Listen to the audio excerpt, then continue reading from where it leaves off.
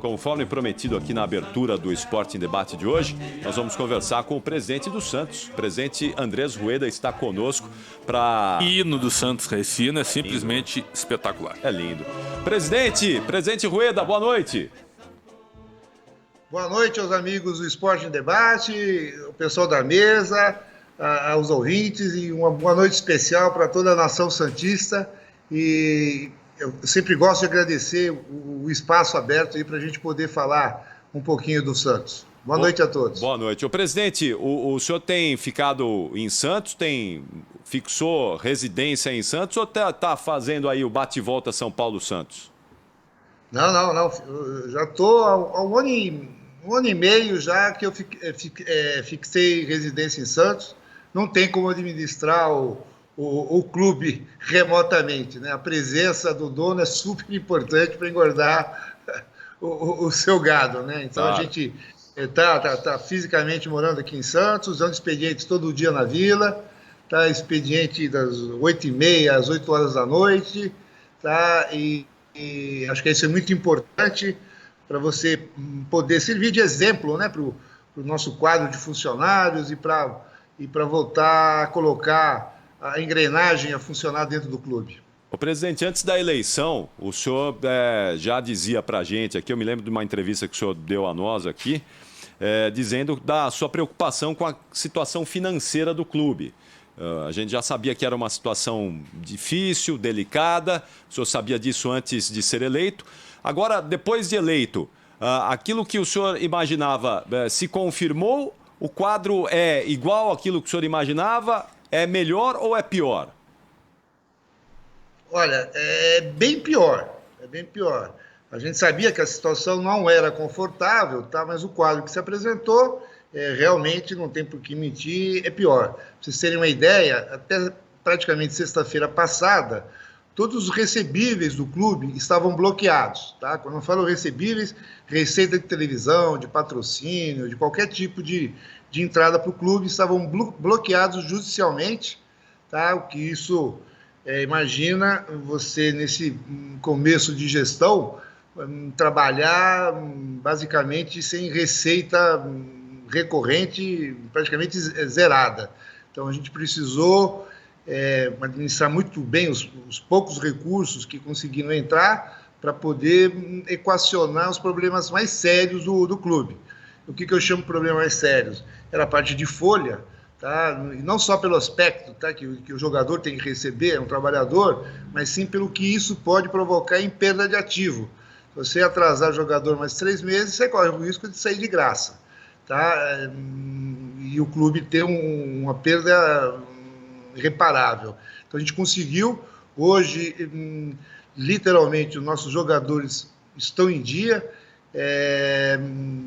só falta um bicho da semifinal, o resto estão, tanto salário como direito de margem, estão em dia, impostos, que começaram em janeiro também estão em dias, mas a gente se deparou com uma surpresa muito grande, que os impostos não eram pagos desde 19. Impostos que eu falo INSS, imposto de renda retido na fonte, né, que na verdade são crime, né, impropriação indébita. O que a gente fez imediatamente? Pegou esse monte, correu na Receita e falou, olha, até aqui isso não foi recolhido, vocês não podem punir o clube por um problema de gestão anterior, então vamos conversar. E é o que a gente está fazendo, está renegociando. Só para dizer para vocês, isso era uma surpresa, tá? Uma surpresa de 60 milhões de reais. Então, uma situação, mas é administrável. A gente sabia, ficou surpreso, mas faz parte. Nossa obrigação é resolver. E como é que você consegue fazer isso? É com trabalho, não tem como. É trabalhar, conversar com cada um e equacionar essa parte financeira do clube. Bom, presidente, o Alexandre Pretz, é um prazer imenso em tê-lo aqui sempre conosco. Por que vocês escolheram Ariel Roland? O Ariel Roland foi uma espécie de um terceiro nome, porque outros preferidos não toparam a realidade salarial do Santos? Ou foi uma convicção vocês trabalharem com técnico estrangeiro? Um abraço, presidente. Obrigado sempre por estar conosco. Um abraço, presidente. É sempre bom falar com você. Na verdade, você sabe como a gente imagina quando fala em contratação tanto de jogador como de técnico. A gente tem muito claro um perfil do técnico que a gente acredita que o clube precisa. O perfil estava super desenhado, era um perfil basicamente, primeiro, que gostava de jogar ofensivamente, isso é o primeiro item. Segundo, que gostasse de trabalhar com a base, tá? Terceiro, que fosse um parceiro, não fosse simplesmente um treinador, que vem, treina o clube, faz um campeonato, ganha, perde, vai embora e não deixa legado nenhum. Então a gente queria um parceiro, sim, para implementar metodologia, processos dentro do futebol e dentro do clube. Quarto, o que era muito importantíssimo, era que entendesse com total transparência a situação momentânea que o clube atravessa, sobretudo na parte financeira, que não fosse pego de surpresa e que começasse a pedir contratações que o clube não pode fazer. Então, em cima disso, a gente foi no mercado, manteve confidencialidade total. Então, essa parte de sigilo que a gente costuma tratar as negociações, foi até interessante. Isso acabou gerando uma série de boatos, de especulações nas redes sociais, né? Falaram praticamente todos os técnicos, tá? E poucos acertaram o que a gente tinha foco. Então, a gente estava há mais de 15 dias já conversando. Quando a gente acertou, antes de divulgar também, já tinha o contrato assinado há mais de uma semana, tá? E, obviamente, um técnico que se enquadrasse dentro da possibilidade financeira que o clube tem. Tá? Então, a gente conseguiu isso com o Ariel. Eu, particularmente, estou muito contente, tá?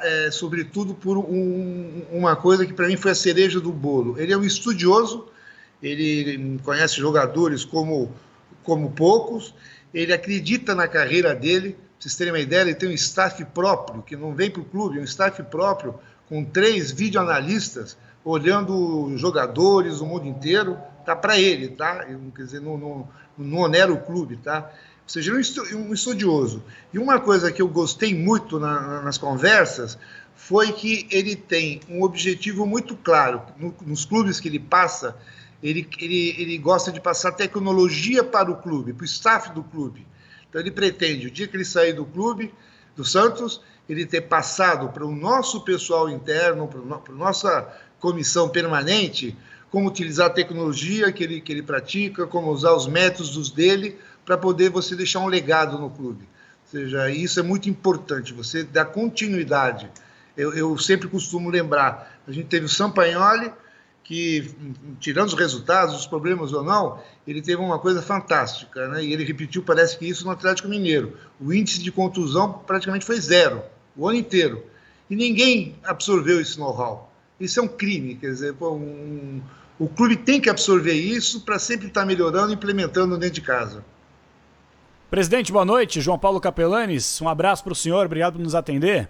Presidente, eu tenho 2 perguntas em relação a essa parte financeira. O senhor está nesse início de gestão, está pegando o barco e tentando resolver a situação do Santos, mas eu queria que o senhor falasse em números. Qual que é o tamanho da dívida do Santos e se o senhor pudesse definir com uma palavra, qual é a situação financeira do clube hoje, presidente? Por gentileza, boa noite.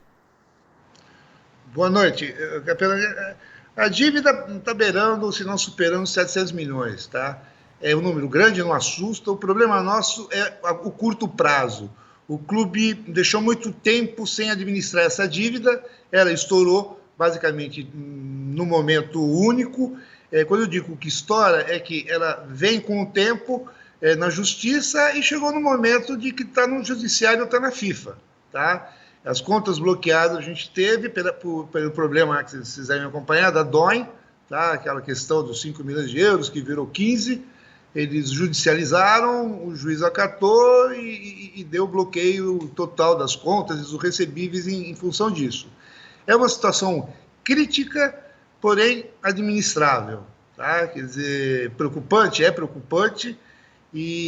mas tem que ser administrada, ser encarada friamente e resolvendo pouco a pouco. A gente tem, para você ter uma ideia, só de acordos judiciais para 2021, já julgados na parte trabalhista, acordos feitos no judiciário, mais de 24 milhões. Ou seja, são coisas que se você não pagar o acordo judicial, o valor da multa e, obviamente, as contas vão ser novamente bloqueadas, tá? Fica insustentável. Então, o que preocupa muito é o curto prazo, tá? E é o que a gente está se dedicando. Para vocês terem uma ideia, a lição de casa, todo dia, o presidente sentar com o financeiro, com o jurídico do lado, ver o que sobrou no caixinha hoje, o que dá para pagar, se eu não pagar essa conta, o que acontece, qual é a multa, dá para conversar, ou seja, administrar escassez. Mas faz parte, de novo, era sabido e cabe a nós resolver isso o mais rápido possível. Presidente, tudo bom? Gustavo Soler aqui, prazer estar falando com o senhor, você trazendo todos esses números e é claro que também o torcedor santista tem a preocupação na questão técnica, porque hoje o Santos tem os transfer bans ativos, não pode reforçar o elenco e até por conta dessas pendências também não vai fazer nenhuma loucura no mercado como fez em anos anteriores. Então eu queria que o senhor falasse a respeito dessas situações na FIFA, os transfer bans e se há uma expectativa e alguma projeção dessas dívidas serem pagas para pelo menos jogadores, no caso do próprio Copete, que já faz parte do elenco, poder atuar pelo Santos Futebol Clube e aí ser um reforço, entre aspas, um reforço caseiro do Santos. E também você já bateu no ponto da DOM. Como está essa dívida com a DOM? Vocês têm alguma projeção de pagar essa pendência ou em que pé está essas duas situações, por favor? O Copete, se eu não me engano, já saiu no vídeo de hoje, tá? Ele já pode jogar pelo Santos, tá? Era um processo diferente, né? Ele estava emprestado para fora, ele só poderia ser registrado de volta ao Santos a partir do dia 1º, tá? Agora, do transfer ban, hoje só tem uma pendência, né? Que é o caso do Soteldo, que teoricamente estava resolvida com o clube. Demorou muito mais do que a gente imaginava uma solução definitiva em função do jogador não querer voltar. Ou seja, houve uns problemas que a gente está tentando, de todas as maneiras, resolver, tá? E a previsão é que isso seja feito de uma maneira até rápida, tá? Do jeito que está uma situação incômoda, acho que para todo mundo, tá? Para o Santos, para o próprio jogador e para o time de lá, tá? Continuamos conversando para chegar numa solução que atenda a todo mundo, tá? É ruim, mas como você bem falou, né? Devido à situação financeira nossa, isso não está impactando diretamente no aspecto futebol, tá? A gente realmente não teria condições de fazer contratações nesse período. No caso do DOM, a gente tinha as contas, por isso que eu falei, até sexta-feira 100% bloqueadas. Na sexta-feira saiu uma decisão judicial onde ela liberou as receitas futuras, né? O que já está bloqueado, né? Isso aí deve passar de 10, 12 milhões, isso daí já não tem mais volta. Mas as receitas futuras foram desbloqueadas, 85% para o clube e 15% fica bloqueado numa conta na DOM. Estamos tentando também, como desde o começo, negociar com eles. O valor, a dívida é devida, o que a gente pode questionar, se tem que ser 5, 15, um valor intermediário, e a gente está tentando fazer um acordo, tá? Um acordo, a gente deve, não nega e quer pagar diante das possibilidades. Agora, uma coisa importante colocar aqui, que a gente não vai cometer erros que foram muito comuns no clube.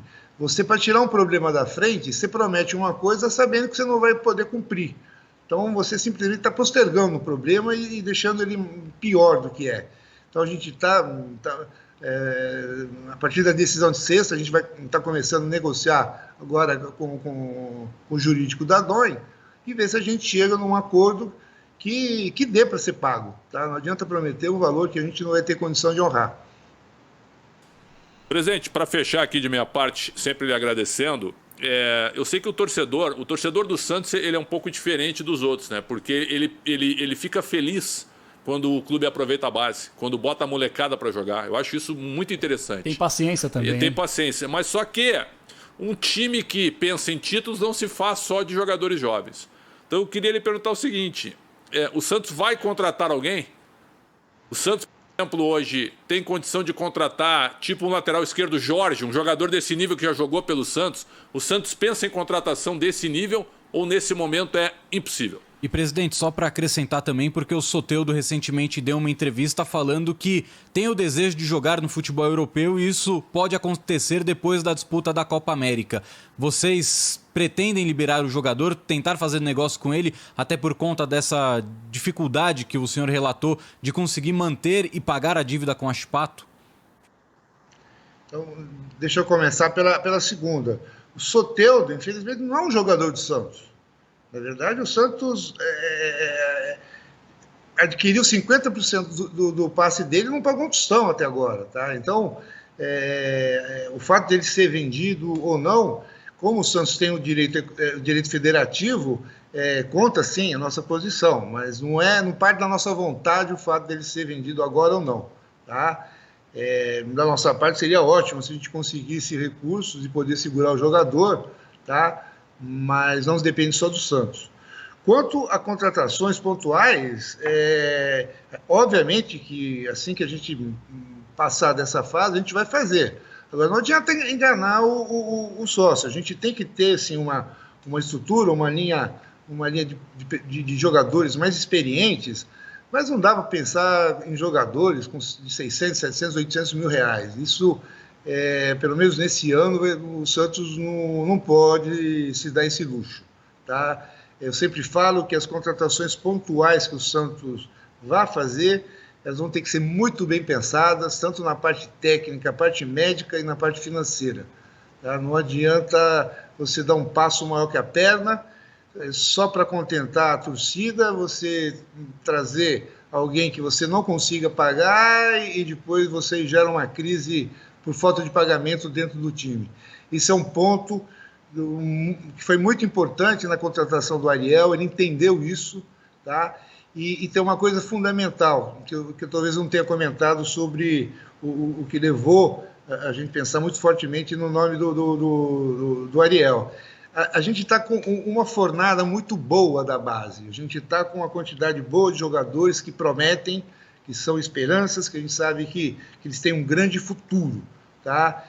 E você não pode jogar isso na mão de qualquer um, você tem que ter um comandante que realmente transforme essa base numa realidade, tá? Que dê amadurecimento, que passe ensinamento e que traga o maior número para um patamar bem maior. E nisso a gente acredita muito na experiência do técnico que acabou contratando.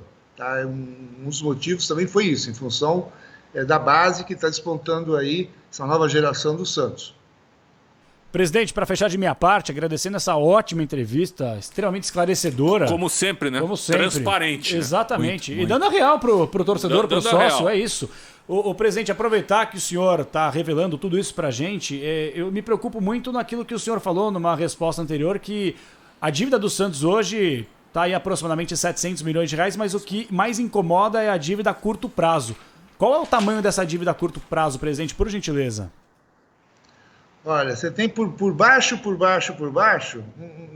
de 150 a 180 milhões. Como é que paga isso, presidente? Curto prazo é quanto tempo é? Quanto tempo é o curto prazo, presidente?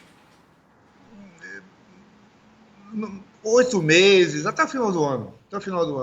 Tá? Você paga essa dívida com as receitas recorrentes que você tem que administrar, renegociando contrato a contrato, mas é difícil em função de que essas dívidas estão numa situação já há muito tempo sendo levadas, né? Então, quanto mais antiga a dívida, mais difícil fica. Você tem muitas dívidas recorrentes, ou seja, você tem dívida que elas já foram renegociadas 3 vezes. Tá? Então, é um absurdo. Você pega o valor original, um exemplo, 8 milhões de dívida. Passa 2 anos, você está com a dívida, não foi pago nada, foi renegociada 3 vezes e hoje o principal dela tem 12, 14 milhões. Então, a gente conta também com uma falta de credibilidade desses credores. Tá? Então, você renegocia, tenta alongar a dívida com o recorrente e, obviamente, a gente só vai poder respirar mais tranquilo quando a gente infelizmente, tiver uma venda de jogador do time. Isso aí também não adianta esconder para o sócio, tá? Quer dizer, a gente vai começar a respirar, tirar o nariz da linha d'água no momento que a gente tiver uma entrada significativa com a venda do jogador. Bom, presidente, agora para encerrar mesmo, a gente vai fechar com o senhor. Essa semana o Santos precisou, né, demitir aí várias figuras. O Renato deixou o clube, o chefe do departamento médico também saiu, outros funcionários acabaram demitidos. Coordenador das categorias de base. Coordenador das categorias de base. Essas demissões, isso é para enxugar a folha de pagamento ou o Santos vai repor essas posições, presidente? Olha, está sendo bem objetivo e transparente, e acho que como as coisas têm que ser, acho que é obrigação minha ser transparente, tanto para o sócio como para a imprensa e tal. O Santos tem uma folha sem encargos, beirando os 8 milhões. Tá? Você coloca encargos aí, time de futebol você pode falar em 40%, 50%, você está falando só de folha com encargos, 12 milhões. Não encaixa, não dá. Eu tenho que derrubar, de qualquer maneira, o custo da nossa folha, tá, por entre 5 milhões e meio e 6 sem encargos. Então, quando eu na campanha disse que isso ia doer na carne, vai doer na carne, não tem como. Mas se você não fizer isso, você não viabiliza o clube.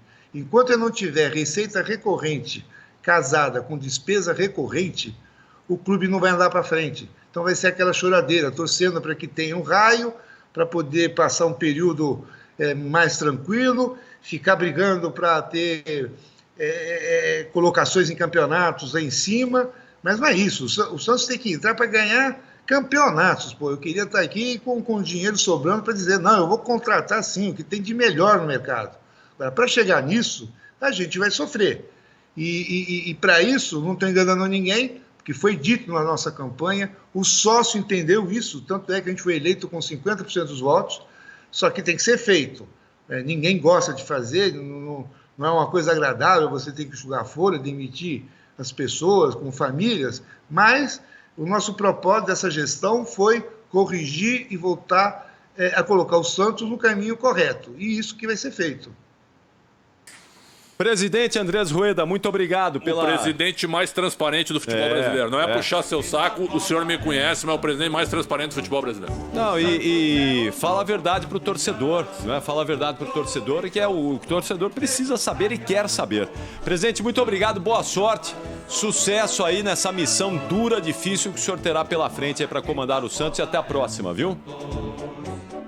Eu que agradeço, é sempre um prazer estar com vocês. Um abração e boa noite a todos. Valeu, presidente.